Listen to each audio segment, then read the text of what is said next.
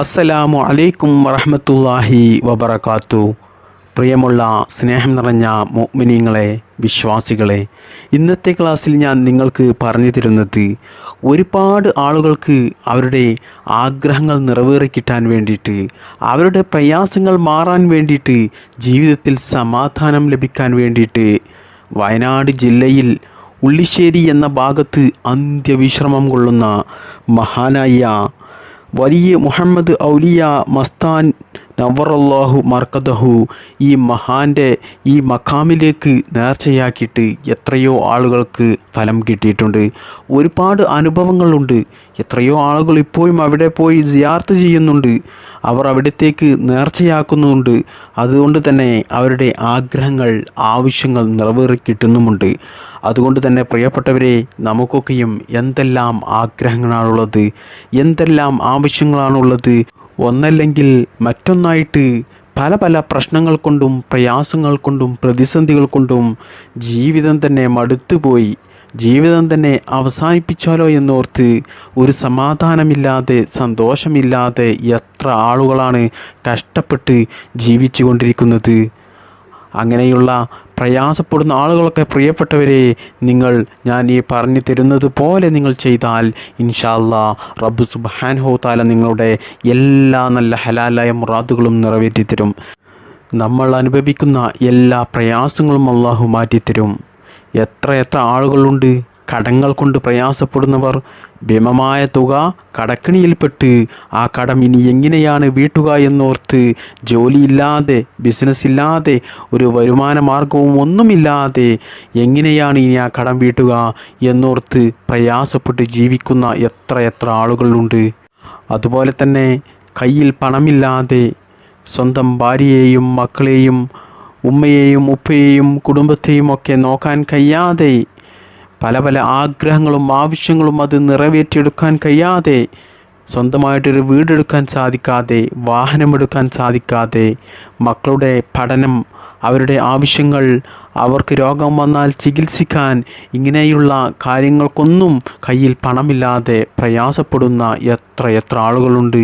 ദാരിദ്ര്യത്തോടു കൂടി ജീവിക്കുന്ന ആളുകൾ, ഓരോ നേരത്തെ ആഹാരത്തിന് പോലും വകയില്ലാതെ, അന്തിയുറങ്ങാനൊരു കുടില് പോലുമില്ലാതെ പ്രയാസപ്പെട്ട് ജീവിക്കുന്ന ആളുകളുണ്ട്. അല്ലാഹു സുബ്ഹാനഹു തആല അത്തരത്തിലുള്ള പ്രയാസത്തിൽ നിന്നൊക്കെ നാം എല്ലാവരെയും കാത്തുരക്ഷിക്കുമാറാകട്ടെ. അങ്ങനെ പ്രയാസപ്പെടുന്നവർക്ക് എളുപ്പത്തിൽ അല്ലാഹു സുബ്ഹാനഹു തആല അവർക്ക് സമാധാനം നൽകട്ടെ. സാമ്പത്തികമായിട്ടും ശാരീരികമായിട്ടും മാനസികമായിട്ടുമുള്ള എല്ലാ ഉയർച്ചകളും അല്ലാഹു സുബ്ഹാനഹു തആല അവർക്കും നമുക്കും നൽകുമാറാകട്ടെ. ആമീൻ യാ റബ്ബൽ ആലമീൻ. അതുപോലെ തന്നെ വിവാഹം ശരിയാകാതെ എത്രയോ ചെറുപ്പക്കാരായിട്ടുള്ള സഹോദര സഹോദരിമാരുണ്ട്. അവർക്ക് അവരുടെ വീട്ടിൽ നിന്ന് പോലും പുറത്തിറങ്ങാൻ പോലും മടിയായിരിക്കും. കാരണം അവരുടെ പ്രായക്കാരായിട്ടുള്ള ആളുകളൊക്കെ വിവാഹം കഴിഞ്ഞു പോയിട്ടുണ്ടാകും. അവർക്കൊക്കെ 2-3 മക്കളായിട്ടുണ്ടാകും. അതുകൊണ്ട് തന്നെ അവരുടെ മുമ്പിലൊക്കെ പോയി നിൽക്കുക, അവരുടെ മുഖത്തേക്ക് നോക്കുക, അതൊക്കെയും അവർക്ക് അവരുടെ ഉള്ള സമാധാനം പോലും നഷ്ടപ്പെട്ടു പോകുന്ന, അവർക്ക് വലിയ മനപ്രയാസമുണ്ടാകുന്ന, വലിയ സങ്കടമുണ്ടാകുന്ന കാര്യമായിരിക്കും. അതുകൊണ്ട് തന്നെ അവരുടെ കുടുംബത്തിലോ, അവരുടെ അയൽവാസിയിലോ, അവരുടെ നാട്ടിലോ, അവരുടെ സുഹൃത്തുക്കളുടെയോ എന്തെങ്കിലും ഫംഗ്ഷനുകളോ അല്ലെങ്കിൽ സൽക്കാരം, കല്യാണം, ഇങ്ങനെയുള്ള എന്തെങ്കിലും പരിപാടികൾ വന്നാൽ പോലും അവർ അതിന് പോകത്തില്ല. കാരണം അതൊക്കെയും അവർക്ക് വലിയ മനപ്രയാസം ഉണ്ടാകുന്ന ഒരു കാര്യമാണ്. അതൊക്കെയും അത് അനുഭവിക്കുന്ന ആളുകൾക്ക് മാത്രമേ അറിയുകയുള്ളൂ അതിൻ്റെ ആ വിഷമം എത്രത്തോളം ഉണ്ട് എന്നുള്ളത്. അതുപോലെ തന്നെ പ്രിയപ്പെട്ടവരെ, എത്രയോ സഹോദര സഹോദരിമാരുണ്ട് മക്കളില്ലാതെ വിഷമിക്കുന്ന ആളുകൾ. 10-12 വർഷമായിട്ടുണ്ടാകും വിവാഹം കഴിഞ്ഞിട്ട്, എന്നിട്ട് മക്കളില്ലാതെ പ്രയാസപ്പെടുന്ന എത്ര ആളുകളുണ്ട്. അവരുടെയൊക്കെയും ഏറ്റവും വലിയൊരു ആഗ്രഹമായിരിക്കും നല്ല സ്വാലിഹത്തായ ഒരു കുഞ്ഞിക്കാല് കാണുക എന്നുള്ളത്. എന്നാൽ പ്രിയപ്പെട്ടവരെ, അവർക്കും ഇതുപോലെ തന്നെയാണ്. പലരുടെയും കളിയാക്കലുകളും പരിഹാസങ്ങളുമൊക്കെ സഹിച്ചു കൊണ്ടായിരിക്കും അവരും ജീവിക്കുന്നത്. അവരുടെ വിവാഹം കഴിച്ചയച്ച വീട്ടിൽ പോലും അവർക്കൊരു സമാധാനമുണ്ടാകില്ല, അവർക്ക് സമാധാനം കൊടുക്കില്ല. മാത്രമല്ല, ഇനി ഭാര്യയുടെ എന്തെങ്കിലും ശാരീരിക കുഴപ്പം കൊണ്ടാണ് മക്കൾ ജനിക്കാത്തതെങ്കിൽ ആ ഭാര്യയ്ക്ക് പിന്നീട് അവരുടെ ഭർത്താവിൻ്റെ അടുത്തു നിന്നും ഒരു സമാധാനം ലഭിക്കില്ല, ഒരു സ്നേഹവും ഉണ്ടാകില്ല. അതുപോലെ തന്നെയാണ് ഭർത്താവിനാണ് കുഴപ്പമെങ്കിൽ ഭാര്യയുടെ സ്നേഹം പിന്നീട് ഭർത്താവിന് ലഭിക്കില്ല. അതോടുകൂടി അവരുടെ ദാമ്പത്തിക ജീവിതം തന്നെ തകർന്നു പോകും.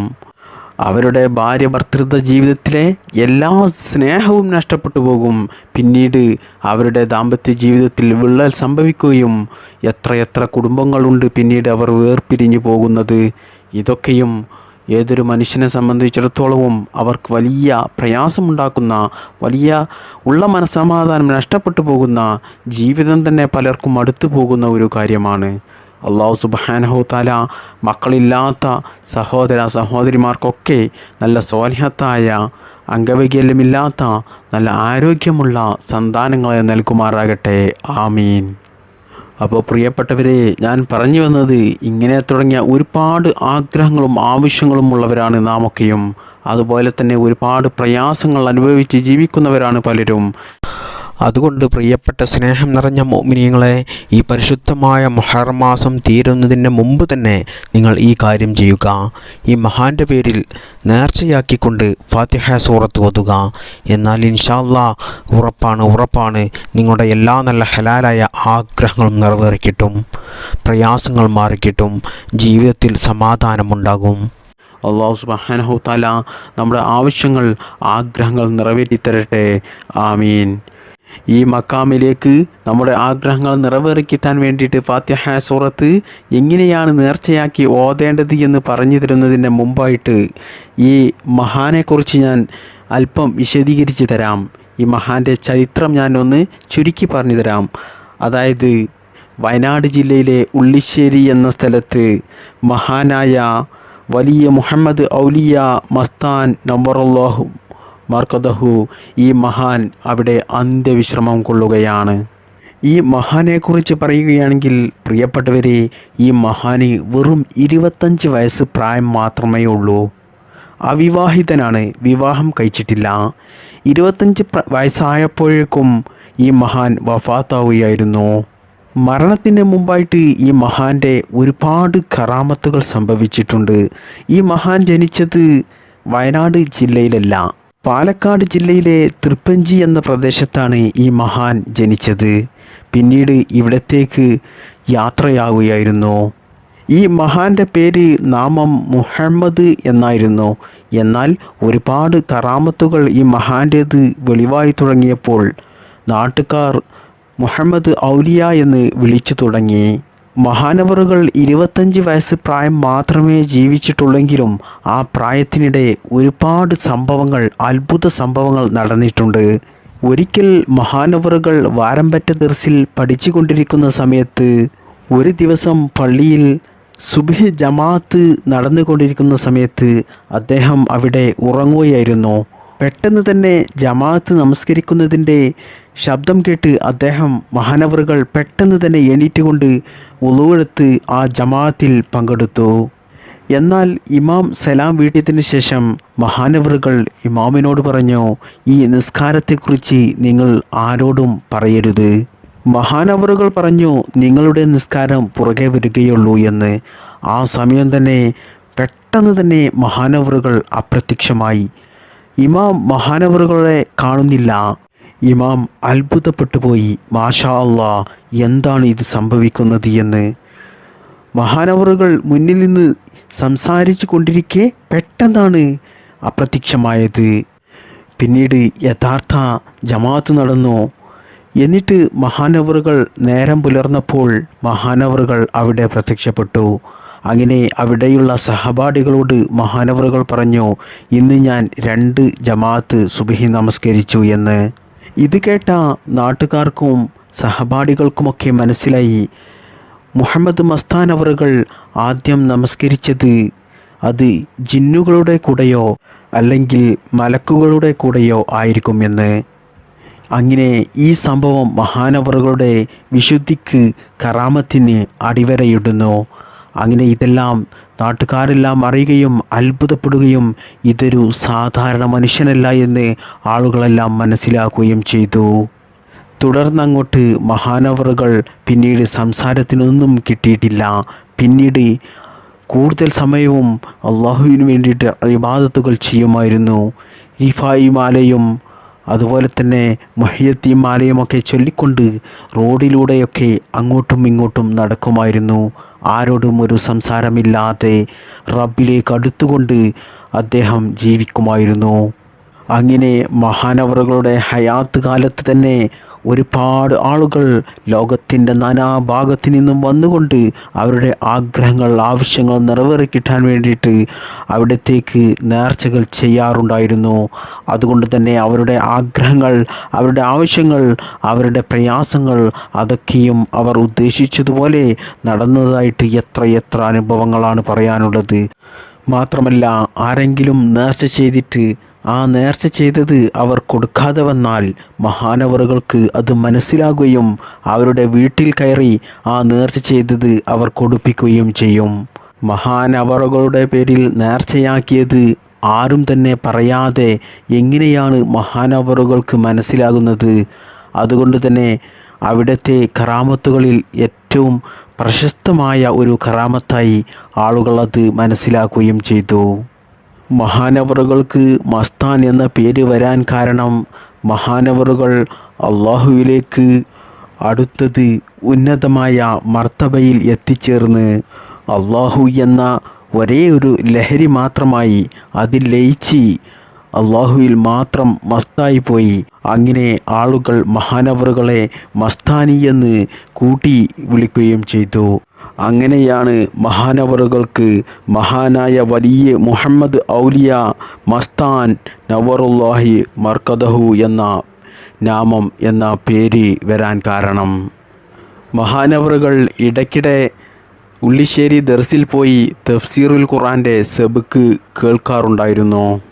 അവസാനം ചെറുപ്രായത്തിൽ തന്നെ വിവാഹിതനാകാതെ 25-ാം വയസ്സിൽ വഫാത്താകുകയും ഉള്ളിശ്ശേരിയിൽ അന്ത്യവിശ്രമം കൊള്ളുകയുമാണ്.